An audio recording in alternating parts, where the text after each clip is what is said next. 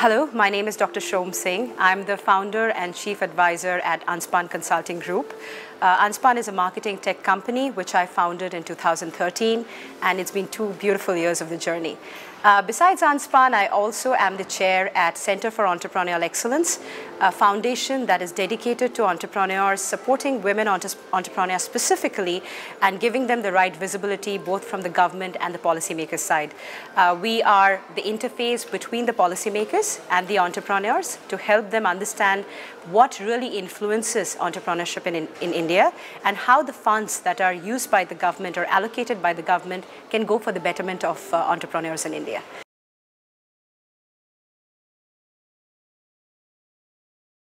I came from a family of doctors. Both my parents are surgeons, and it was very, very difficult to choose an alternate career, especially coming from a family which is orthodox in certain ways. Right? Went to my school, which is a convent, and there I remember my sisters who used to coach us, especially during the Thursdays in the chapel, saying that there is something called as inner light. And often we don't realize it, right? So the calling is that if you're really good at something, don't let that pass by, even if it takes time for someone to acknowledge it. And that's how my journey as a marketeer started. Writing at Voices in Telegraph was my first step. And then I told my dad that I didn't want to become a doctor, even though I was a science student, which often is very difficult in many families in India, where your parents make your decisions for you. Right? Well, the interest is for your good, but often it is not what you want to be. And thus, many of them remain unsuccessful over a period of time. Came to Bangalore. I took up Bachelor's of Business Management as my area of study. In my initial days, my dad didn't give me a single rupee pocket money because he said, if you're so good at what you believe, why don't you go figure it out for yourself? And I remember knocking at every single door of the paying guest that I was staying in Jayanagar, Bangalore, telling them that I'm very good at writing. Could you give me some work? Because I really didn't have any pocket money, right? My dad was only paying for my education and PG. So the first lady to trust me was Shilpa, a lady who was working at IBM at that point in time, and said, hey, could you write a brochure for us? I didn't even know what the meaning of a brochure really meant, right? Early 90s, it was difficult. So when I started writing the brochure, where internet was not accessible, neither was Wi-Fi, I would go to a local, a cyber cafe, browsing through then Yahoo, not Google, finding out what a brochure meant, and would spend the late nights after coming from college, after finishing what I had at hand, writing the brochure. After 2.5 weeks, was my first 1,000 Indian rupees that I earned. And by the end of my first year of college, I was making a pocket money of 5,500, 6,000, right? During that time, it was a lot of money.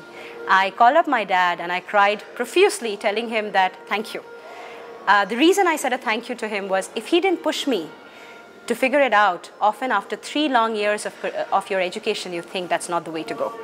So it's very important that your parents really encourage you and not discourage you from choosing a career path, especially for women, because often the choices are made by your family, your husband at a later stage in time, and then your kids. And often the ability to do things gets lost in all these 3 dimensions. While I didn't start immediately as an entrepreneur, I worked with various organizations, headed marketing for them, and then I went to do my research at MIT, and I came back and I decided that, this is my time to really go give back to the people who really needed support. Thus was the formation of Unspun. The thought of Unspun was simplifying marketing, because often marketing is derived as a very complex function, and I believe technology should be at the realm of everything, even marketing, and thus marrying the technology with the creativity is what Unspun stands for.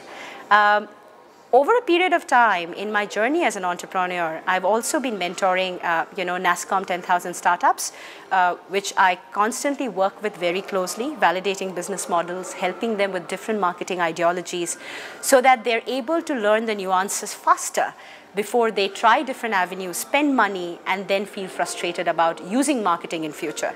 I also help the Target Accelerator program as their official mentor, working with them, helping them with pitches, allowing them to understand that how to really convince and put a business model forward in front of a VC so they see the bigger picture and not just something short term. The journey so far has been wonderful, especially also working with the government now, trying to ensure that us as entrepreneurs, our voices are heard. It's become predominantly a beautiful journey, and I feel that, you know, it has also exposed me to various avenues that is available to women entrepreneurs today to come out and build their ideas and bring it into light, right? Often they think that, oh, should I listen to my family, or should I take care of my kids? Well, you can do both. I have a daughter who's 5. My husband serves in the Indian Air Force, and he's not even in Bangalore, and I still make time for both. The idea is that the want to be able to do it. So even for women, there are so many government policies that actually supports entrepreneurship. The MSME scheme, which is given by a bank to a woman entrepreneur without any collaterals, is a testimony to the fact that even the government of India is encouraging women entrepreneurship. Thus, these schemes are available to women to leverage.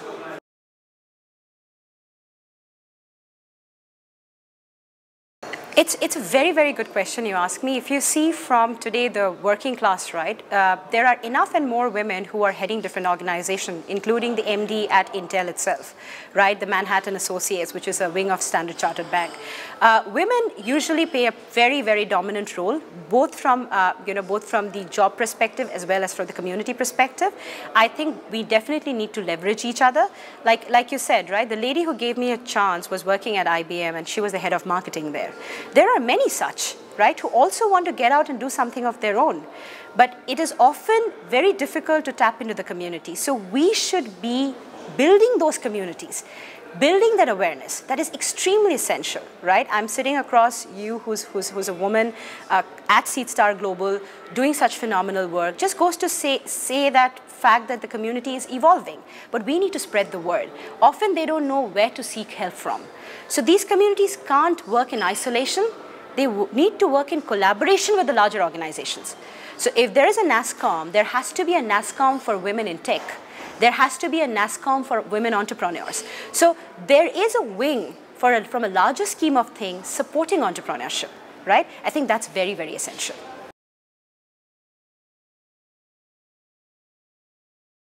So there is the Department of Science and Technology, which is a central part of the government, has crores of grants available with them, and they're not biased if you're a woman or a male entrepreneur. They are just looking for great ideas in technology. You know, India with the new government with Mr. Narendra Modi at helm has always been advocating the fact that we need more products to come out of India. India has to move from being a service-driven country to a product-driven country. And DST is exactly doing that. The Department of Science and Technology is encouraging women entrepreneurs to come forward with great ideas of products which they will then fund. And the funds are not limited to a certain amount. It is up to a very large amount. We are not aware. The awareness is missing. Similarly is Tide. Tide is again driven by the government from again technology, information and Department of Science. So they are basically talking about coming up with different telecom ideas.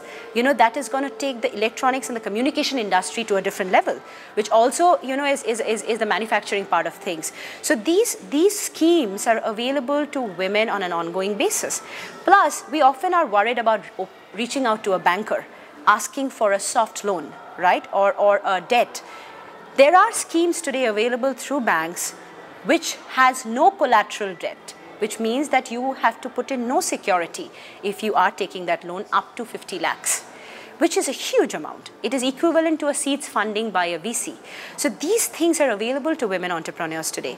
Plus, there has been an entrepreneurial cell that has been put under the Modi government, which has an online portal that allows you to put in your requirements, and it will be heard at certain level. Again, what I say is our dependency on the government should not be that they will change things.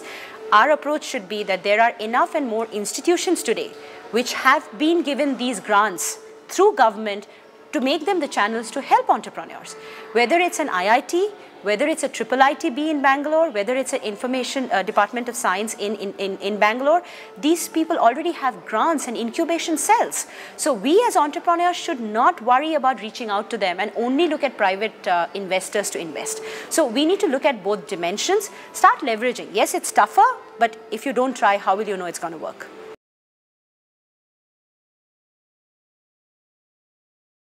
There are many. You know, recently, if you take a look at it, Zivame, which is run by a lady called Richa Kaur, She identified the need that, hey, lingerie is very essential to a woman's life, and so is it very private. It becomes very difficult to go to a shop which is being run by a man asking for a lingerie for a certain size. Thus came the ideation of Zivame. She was trying to solve a very small problem, but with a brilliant idea. So she married technology and need and created Zivame, which today is doing crores of transactions in a month, has been a Series A funded company, and is well acknowledged for her work. Similar example is Bluestone, which was started again by Vidya, who is a woman entrepreneur, in collaboration with her male founder, and phenomenally doing well, taking jewelry online, trying to make lifestyle jewelry at a lower cost available to people. The third example is Chumbak, which is again a company which was started by a lady coming from an armed forces background, is funded by Google. Google has a scheme for women entrepreneurs. So all of these larger organizations, government agencies are looking for ideas and looking for women entrepreneurs to come forward. The worry is we think we don't have enough support from the ecosystem. I would like to say that the support is there. We just need to be able to come up and ideate and take it to the next level.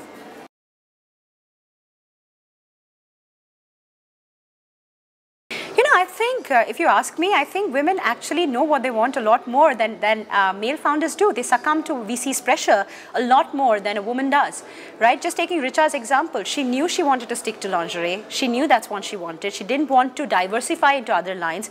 The focus was intact, and it comes from the fact that a woman tends to manage a lot of different aspects of life compared to a man, right? A man is taken to be the head of the family, running the household, which is obviously not the case anymore. There's a lot of balance. There are a lot of stay-home fathers nowadays, which has become very common in India as well, not just in US.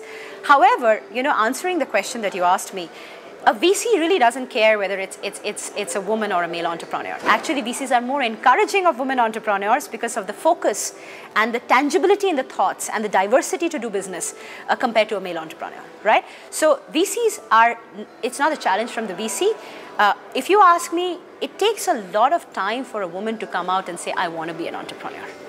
And there are two reasons to it: family pressure and peer pressure, right?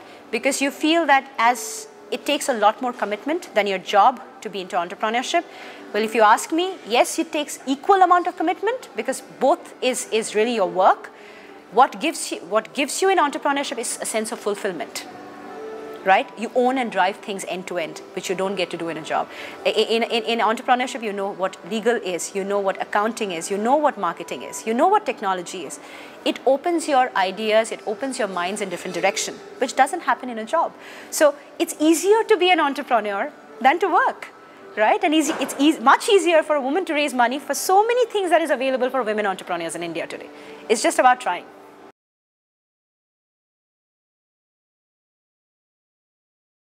The biggest obstacle in an Indian scenario or emerging country scenario is security. Security for women have been the biggest subject of contention in the last few years. Often families don't encourage you to be entrepreneurs because you're dealing with so many new people every day, meeting so many men that you're thinking security is a concern. You're doing late nights and you worry about, oh, is my partner or my daughter is going to come back home safe? While you're doing a job, you feel somebody else is taking care of that security. But the truth is, security is a sense of ownership. The government today is putting a lot of best practices in place to ensure the security of women. And some incidents are beyond your help, right? But I would say this, as a woman, security is your own predominant factor. You need to take the ownership for itself, right? There is obviously, the society which is going to play an important role, but you need to empower yourself to deal with situations, right? And there is nobody who's going to, come out of it unless you've dealt with it. This is a big challenge for women entrepreneurs because they feel that security is a concern. I may be spending long hours at night and I may be subjected to something absolutely, unparliamentary when I get out of office. So if the government takes up the security things and we take care of the security things from a public good point of view, it's not just the government that's going to do it. We got to come together as a community to do it. I think there is going to be a lot of these concerns that can be tackled.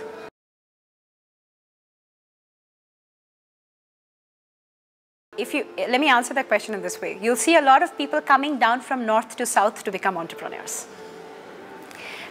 Culture plays a very important role in India. You know, we have so many states. We speak over 175 dialects. It's not easy, right? However, Bangalore is deemed to be the Silicon Valley. There are reasons to it. There is the support from the ecosystem, which has built over a period of time. There is the availability of funds and support. The security in this particular place is comparatively much higher compared to northern states. So you will see Bangalore as a very cosmopolitan place. It's like the Silicon Valley, right? So you have people from across India who live in Bangalore. And you'll be surprised to know the southern population in Bangalore is becoming lesser compared to the northern population. So people who come here, it's the culture that inflicts through this place that allows you to become an entrepreneur. But I don't see that there is any hindrance from the place you come from to be an entrepreneur. It's typically the ability to take the risk and the ability to venture into the journey. But yes, as from a support from a community standpoint, Bangalore has already built it. The northern states are working towards it. You know, each state has its forte. North is seen as a political hub. East is seen as a creative hub. And South has always been seen as an IT hub. Thus, the support to entrepreneurship from here.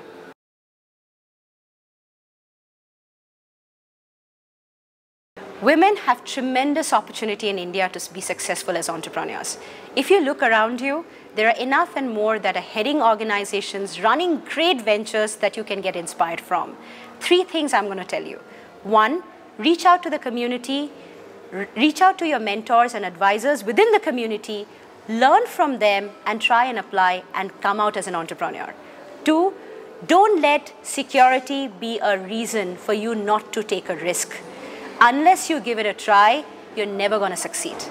Thirdly, don't worry about the money. Money should predominantly be an output of the great idea, not an input to a great idea. So if you have a great idea, if I could do it after 14 years, you can do it too. That's all I'm going to say to all my female aspiring entrepreneurs or existing entrepreneurs. Don't give up.